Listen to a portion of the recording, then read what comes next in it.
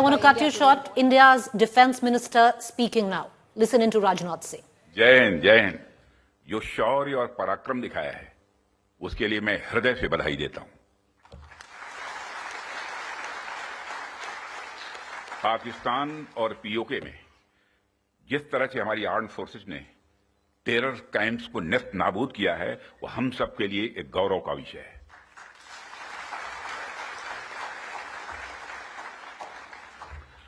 साथियों, आप सभी नेशनल क्वालिटी कॉन्क्लेव का आयोजन ये आपका चल रहा है। क्वालिटी की क्या भूमिका होती है, यह क्या रोल अदा करती है, इसका नमूना हमने कल देखा।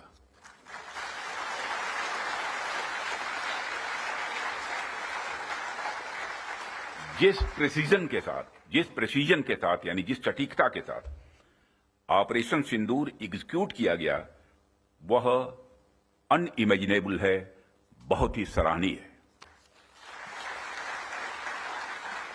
इसमें 9 टेररिस्ट कैंप्स तबाह हुए और अच्छी खासी संख्या में आतंकी मारे गए।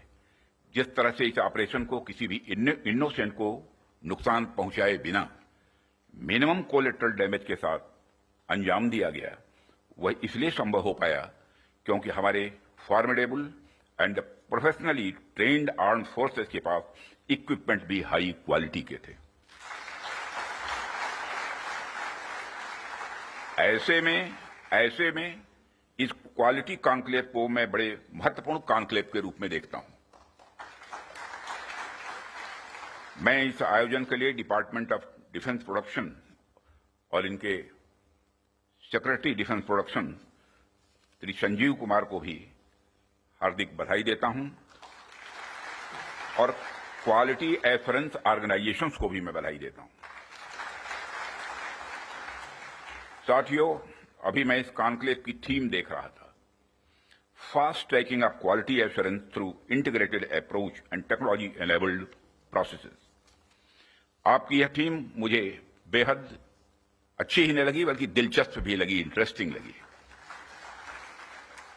वैसे भी पूरी दुनिया में इसमें बड़ी तेजी से डिसरप्टिव चेंजेस हो रहे हैं और खासकर डिफेंस सेक्टर में तो लगातार नए नए ट्रांसफॉर्मेशंस ये देखने को मिल रहे हैं।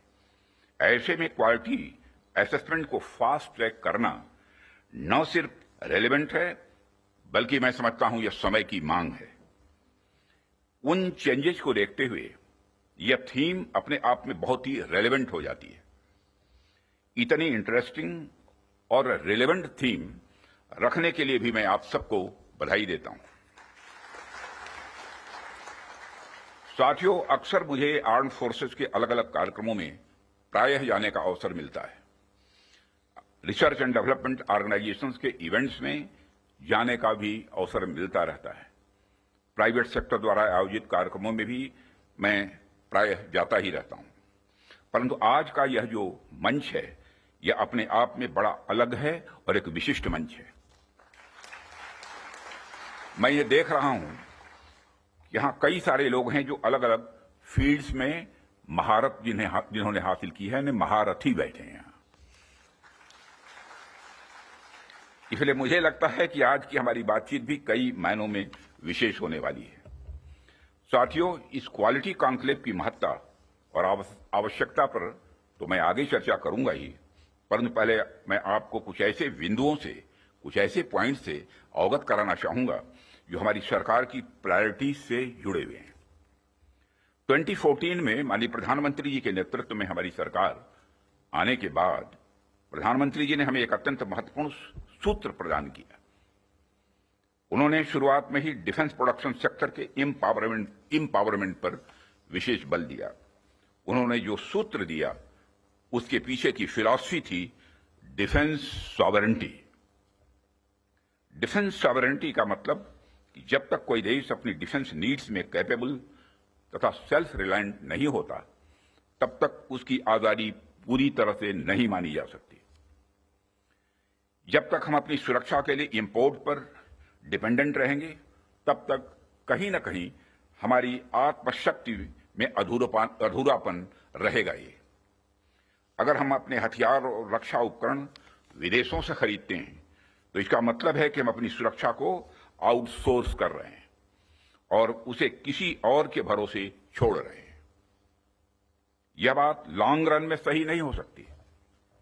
हमारी सरकार ने इस विषय पर गंभीरता से सोचा और आत्मनिर्भरता हासिल करने का निर्णायक कदम भी उठाया है। आप सब तो जानते ही हैं कि देश में पहले से ही ऑर्डिनेंस फैक्ट्रीज का एक इंडिजिनस सिस्टम रहा है और इन फैक्ट्रीज ने एक समय पर बेहतरीन काम किया और देश की सुरक्षा जरूरतों को पूरा करने में बहुत ही अहम भूमिका निभाई भी है। इनके अलावा हमारे पास डिफेंस पीएसयूज का भी एक मजबूत इकोसिस्टम पहले से ही है। हमारी सरकार ने डिफेंस प्रोडक्शन में क्वालिटी और क्वांटिटी दोनों पर समान रूप से बल दिया है। इसी दिशा में कई क्रांतिकारी कदम उठाए गए, जिनमें से कुछ महत्वपूर्ण कदमों का उल्लेख मैं यहां करना चाहूंगा। ऑर्डिनेंस फैक्ट्रीज का कॉर्पोरेटाइजेशन उनमें से एक अत्यंत महत्वपूर्ण कदम रहा है, जिसे हमने इंश्योर किया ताकि कम समय में ही डिफेंस प्रोडक्शन में व्यापक सुधार हो सके।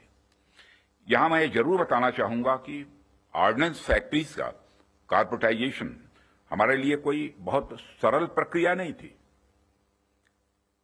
इसमें अनेक जटिल प्रश्न थे और चैलेंजेज भी थे, परंतु हमने इसे इसलिए लागू किया क्योंकि यह एक अर्जेंट रिफॉर्म था। अब प्रश्न उठता है कि यह अर्जेंट क्यों था? इसका एक बड़ा कारण था क्वालिटी।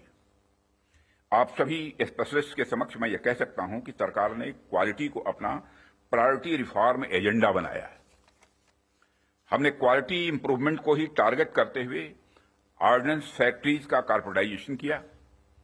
तब से लेकर आज तक डिफेंस पीएसयूज ने लगातार सुधार किया है और कॉर्पोरेटाइजेशन के पश्चात क्वालिटी प्रोडक्शन को लगातार आगे बढ़ाने का प्रयास भी किया गया है और आज ये डीपीएसयूज इंटरनेशनली कॉम्पिटिटिव हो रहे हैं। आज ये अपने रिसर्च एंड डेवलपमेंट पर भी अच्छा फोकस कर रहे हैं। आज ये ऑर्गेनाइजेशन पहले से कहीं ज्यादा वाइब्रेंट और एक्सपोर्ट ओरिएंटेड हो रहे हैं। वैसे तो अभी कुछ कार्य बाकी है, पर मैं इतना जरूर आश्वस्त हूं कि जिस प्रकार पब्लिक सेक्टर में रिफॉर्म के लिए हम प्रयासरत हैं, वह हमें आने वाले समय में काफी अच्छे रिजल्ट्स देने वाला है।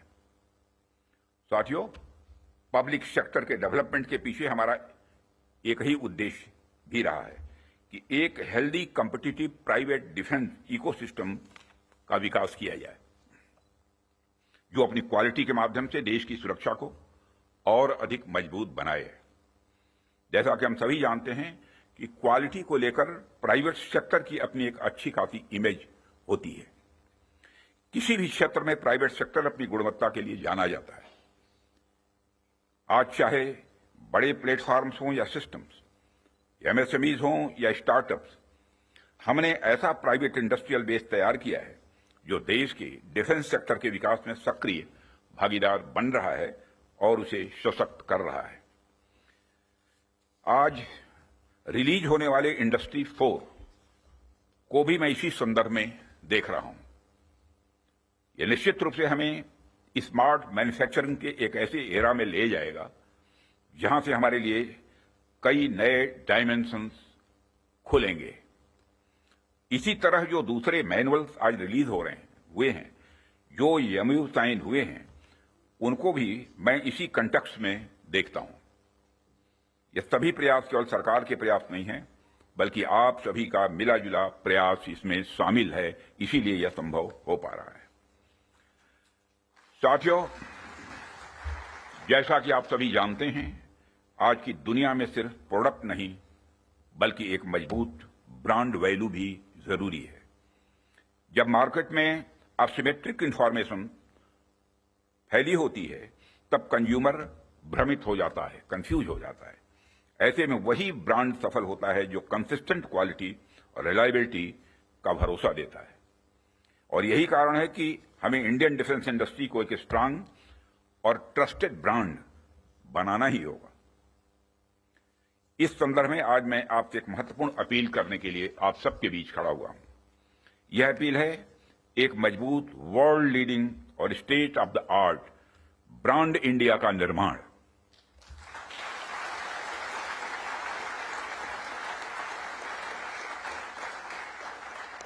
ताकि दुनिया की डिफेंस मार्केट में प्रोडक्ट्स को लेकर जब कंट्रीज के मन में डाउट हो तो वह ब्रांड इंडिया को चूज करे।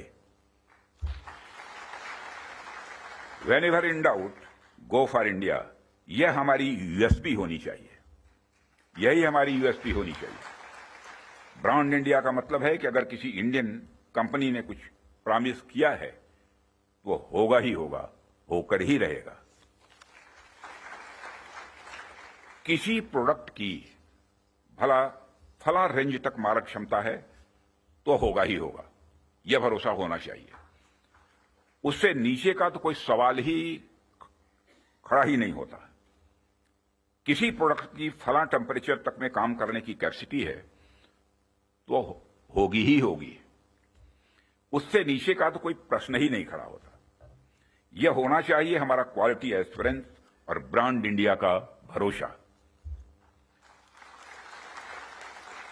और जब हम ऐसा कर पाने में सफल होंगे तभी इंटरनेशनल बायर्स हमें एक ट्रस्टेड सप्लायर के रूप में देखेंगे और कहेंगे don't go for doubt, go for India.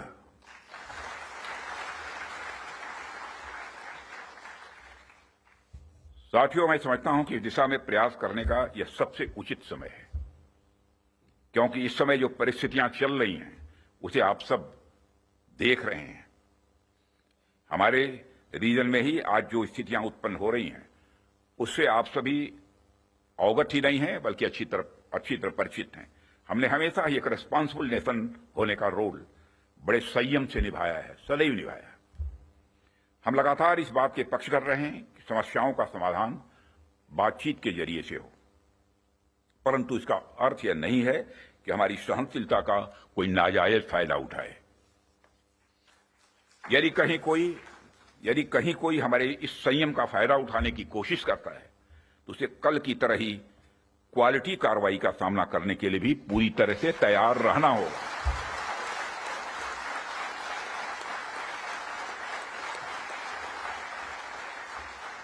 कल की तरह ही क्वालिटी कार्रवाई का सामना करने के लिए उसे तैयार रहना होगा।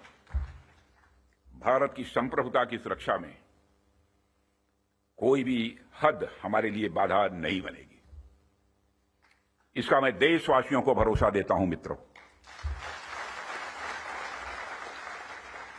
ऐसे रिस्पॉन्सिबल रिस्पॉन्सेस के लिए हम आगे भी पूरी तरह से तैयार हैं और यदि हमारी यह तैयारी बनी हुई है तो इसमें आपका एक बहुत बड़ा रोल है, बहुत ही महत्वपूर्ण रोल है। इसके लिए मैं आप सबको बधाई देना चाहता हूं, आप सबकी मैं सराहना करता हूं। भारत का यह expanding defence industrial universe, Bharat का यह expanding defence industrial universe Bharat को एक अभूतपूर्व संबल प्रदान कर रहा है। और इसी प्रकार अगर आज के ग्लोबल सिनेरियो पर नजर डालें तो ग्लोबल ऑर्डर में हमें बड़े बड़े चेंजेस देखने को मिल रहे हैं। हमारे सामने कई अनसर्टेन डायमेंशंस ओपन हो रहे हैं। यूरोप से लेकर एशिया तक हर जगह कॉन्फ्लिक्ट्स बढ़ते जा रहे हैं। Ukraine Russia conflict, Israel Palestine tension और मिडिल ईस्ट अनरेस्ट ने यह साबित कर दिया है कि ग्लोबल स्टेबिलिटी आज अपने आप में बहुत ही फ्रेजाइल है। अभी पिछले कुछ समय से हमें यूरोपियन यूनियन और नाटो के सिक्योरिटी सिनेरियो में भी काफी हद तक बदलाव देखने को मिल रहा है। जो यूरोपियन यूनियन एक समय पर बड़े स्तर पर नाटो पर डिपेंडेंट था, वही यूरोपियन यूनियन आज बड़े स्तर पर रीअर्मामेंट की ओर तेजी से बढ़ रहा है। जाहिर सी बात है कि जब विकसित देश रीअर्मामेंट की तरफ बढ़ेंगे तो आर्म्स एंड इक्विपमेंट की डिमांड भी स्वाभाविक रूप से बढ़ेगी क्या, बल्कि मैं यह कह सकता हूं कि यह डिमांड लगातार नई ऊंचाइयां छू रही है। हाल ही में मैं Stockholm International Peace Research Institute की एक रिपोर्ट पढ़ रहा था और अभी कुछ दिन पहले उन्होंने एक रिपोर्ट जारी की है और उसी रिपोर्ट में यह बताया गया है कि वर्ल्ड मिलिट्री एक्सपेंडिचर 2024 में $2,718 बिलियन तक पहुंच गया है, जो अपने आप में मैं समझता हूं कि बहुत बड़ी बात है। यदि मैं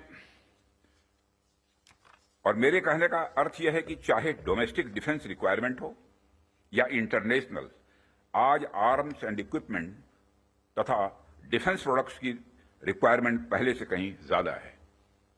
और आपके द्वारा किए जा रहे प्रयासों से इस देश का जो डिफेंस मैन्युफैक्चरिंग सेक्टर है वह ब्रांड इंडिया फिलॉसफी के साथ विश्व में अपना सिक्का जमा सकता है। साथियों, ऐसा नहीं है कि यह बात मैं सिर्फ कहने के लिए कह रहा हूं, हमने पास्ट में ऐसा करके दिखाया है। यदि मैं आंकड़ों की बात करूं तभी 2024-25 के फाइनेंशियल ईयर में हमारा डिफेंस एक्सपोर्ट अप्रॉक्सीमेटली 24,000 करोड़ के रिकॉर्ड आंकड़े को पार कर गया है। और यह हम सबके लिए प्रसन्नता की बात है कि हमने इस लक्ष्य को प्राप्त किया है। लेकिन हमें यहां पर रुकना नहीं है, हमारा लक्ष्य इससे कहीं अधिक बड़ा है और हमने निर्धारित किया है कि 2029 तक डिफेंस एक्सपोर्ट को कि इस आंकड़े को बढ़ाकर हमको 50,000 करोड़ तक ले जाना है। और 2047 तक जब हम पूर्ण विकसित एक डेवलप्ड नेशन के रूप में खड़े होंगे, राष्ट्र बनेंगे, उस समय तब तक तो हमें दुनिया का सबसे बड़ा डिफेंस एक्सपोर्टर बनना है। लक्ष्य बड़ा होना चाहिए, तभी हम कुछ कर सकते हैं। इतने बड़े लक्ष्य की प्राप्ति के लिए बेहद जरूरी है कि हम अपने डिफेंस इक्विपमेंट की क्वालिटी को लेकर पूरी दुनिया में एक ट्रस्ट डेवलप करें, लोगों का दिल जीतें, लोगों का भरोसा जीतें। डिफेंस इक्विपमेंट का एक्सपोर्ट करने से पहले हमें इस ट्रस्ट को एक्सपोर्ट करना पड़ेगा। डिफेंस इक्विपमेंट का एक्सपोर्ट करने से पहले हमें उस ट्रस्ट को एक्सपोर्ट करना पड़ेगा, तभी यह होगा। साथियों, उसके लिए हमें क्वालिटी को लेकर किसी पर्टिकुलर डिपार्टमेंट की रिस्पांसिबिलिटी या प्रोडक्शन प्रोसेस के स्टेज तक ही सीमित करके नहीं देखना होगा, बल्कि क्वालिटी हमारी गाइडिंग फिलॉसफी होनी चाहिए, हमारा यह कल्चर होना चाहिए जो डिफेंस मैन्युफैक्चरिंग में शामिल हर डिसीजन, हर डिजाइन और हर प्रोसेस और हर इंडिविजुअल तक अपना इन्फ्लुएंस रखे। हमारा पूरा डिफेंस इकोसिस्टम तभी मजबूत हो सकता है जब हम क्वालिटी बेंचमार्क्स को गंभीरता से लेंगे। मुझे देखकर भी खुशी होती है कि आप लोगों ने क्वालिटी के महत्व को पहचाना है, समझा है, और जिस डेडिकेशन के साथ और जिस विचार के साथ आप क्वालिटी इंप्रूवमेंट पर ध्यान दे रहे हैं, वह निश्चित रूप से आने वाले समय में भारत के डिफेंस मैन्युफैक्चरिंग को एक नई ऊंचाइयों तक ले जाएगा, ऐसा मेरा पक्का विश्वास है। साथियों, वैसे तो आप सभी क्वालिटी इंप्रूवमेंट की दिशा में बहुत अच्छा काम कर रहे हैं, लेकिन जाते जाते मैं अपनी तरफ से कुछ सुझाव भी आप लोगों को देना चाहूंगा। आप सब तो जानते ही हैं, आज के जमाने में आर्टिफिशियल इंटेलिजेंस और डिजिटल टेक्नोलॉजीज की भूमिका कितनी बढ़ गई है, कितनी महत्वपूर्ण हो गई है। इसलिए आपको इस बात पर भी ध्यान देना होगा कि रियल टाइम क्वालिटी मॉनिटरिंग के लिए हम किस तरह से artificial intelligence, internet of things और मशीन लर्निंग जैसे टूल्स का प्रयोग कर सकते हैं। साथ ही साथ इवॉल्विंग ग्लोबल टेक्नोलॉजीज के साथ अलाइन करते हुए हमें अपने जो स्टैंडर्ड्स और टेस्टिंग प्रोटोकॉल्स को भी अपडेट करते रहना होगा। हमें time bound quality assurance clearances पर भी ध्यान देना होगा ताकि किसी प्रोजेक्ट को लेकर अनवांटेड डिले देखने को न मिले। साथियों, मेरा यह भी मानना है कि हमारी क्वालिटी असेसमेंट एजेंसीज को अपनी डेफिशिएंसीज पर भी हमेशा ध्यान रखना चाहिए और किस प्रकार इन डेफिशिएंसीज को मॉडर्नाइजेशन और टेस्टिंग इंफ्रास्ट्रक्चर के डेवलपमेंट के द्वारा दूर किया जाए, उस पर भी कार्य करते रहना चाहिए, ऐसा मेरा सुझाव है। और इस प्रकार नीश टेक्नोलॉजी के क्षेत्र में लगातार गैप एनालिसिस करते रहना एक आवश्यक कदम होगा। डिपार्टमेंट ऑफ डिफेंस प्रोडक्शन और भारत सरकार आपके साथ कदम से कदम मिलाकर चलने के लिए तैयार है और हम आपके फीडबैक का भी स्वागत करेंगे। और सिक्योरिटी डिफेंस प्रोडक्शन के रूप में भी संजीव कुमार के रूप में भी एक डायनेमिक आपको सिक्योरिटी भी मिला है, यह भी सौभाग्य की बात है। जो क्रोधित नहीं होते बल्कि मुस्कुराते ही रहते हैं, चाहे चैलेंज कितना भी बड़ा हो। और साथियों, हम आपके फीडबैक का भी स्वागत करेंगे। मुझे पूरा विश्वास है कि हम सब मिलकर क्वालिटी असेसमेंट और क्वालिटी एश्योरेंस के आपके प्रयासों को और गति प्रदान करेंगे। मुझे इस बात का भी पूरा विश्वास है, जब हम सब मिलकर प्रयास करेंगे तो निश्चित रूप से भारत ग्लोबल डिफेंस मार्केट के की प्लेयर के रूप में इमर्ज होकर ही रहेगा। यही आज की हमारी कॉन्क्लेव के थीम की प्रासंगिकता है। मैं आप सभी का आभार व्यक्त करता हूं कि आपने इतने रेलेवेंट टॉपिक पर इस कॉन्क्लेव का आयोजन किया। इस इनिशिएटिव्स के लिए आप सभी बधाई के पात्र हैं और इस कॉन्क्लेव की सफलता के लिए मैं हार्दिक शुभकामनाएं देते हुए अपना निवेदन समाप्त करता हूं।